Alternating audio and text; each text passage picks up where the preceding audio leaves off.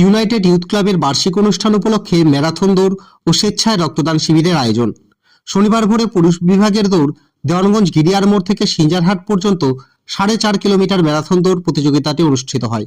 অন্যদিকে মহিলা বিভাগের দৌড় জিয়ারউদ্দিন মোড় থেকে সিঞ্জারহাট পর্যন্ত 3 কিলোমিটার ম্যারাথন দৌড় অনুষ্ঠিত হয়। এদিন পুরুষদের বিভাগে 70 জন প্রতিযোগী অংশগ্রহণ করে, অন্যদিকে মহিলাদের বিভাগে 30 জন প্রতিযোগী অংশগ্রহণ করে। পুরুষদের বিভাগে প্রথম হয় ধরিণী রায়, দ্বিতীয় হয় দেবাশিস রায়, তৃতীয় হয় নরদেব রায়, চতুর্থ হয় সৌম্যদীপ রায়, পঞ্চম হয় সুদীপ্ত রায়, ষষ্ঠ হয় কৌস্তব সেন।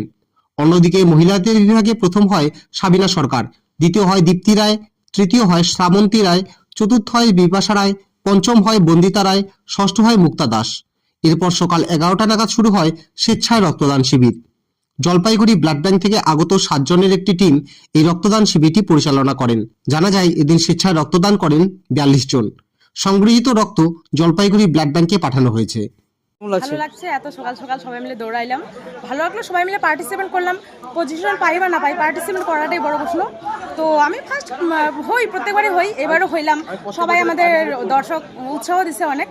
তো আমি আমার পক্ষ থেকে আমি ইউনাইটেড ক্লাবকে অনেক অনেক ধন্যবাদ জানাই যে এত সুন্দর একটা প্রোগ্রাম অ্যারেঞ্জমেন্ট করার জন্য। ধন্যবাদ।